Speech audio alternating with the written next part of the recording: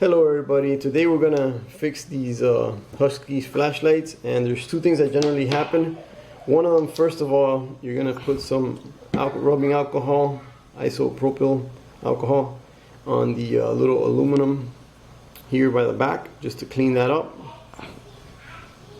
And then the next thing that happens on these flashlights is in there, the positive connection down in there is finicky and it tends to go not work right. So once you got some good batteries, let's go ahead and make sure we got good batteries for the test.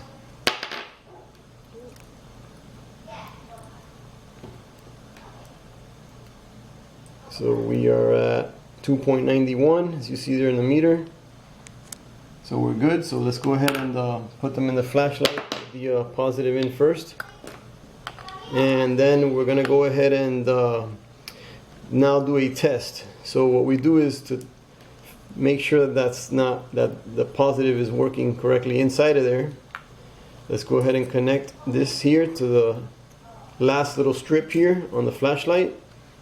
And then here, what you do is you just push this in like that, and you push it in, kind of like pumping it like that. And then you're going to check your meter until it's 2.88 to make sure that you got a connection. As you can see here, we got our connection. When I first started, it was at 1 volt, 2 volts. So now it's correct. So now once I put this back together, it should work correctly. So let's go ahead and do that and try it out. See if it turns on. And there it is, it's working. Thank you for watching. Hope this helps.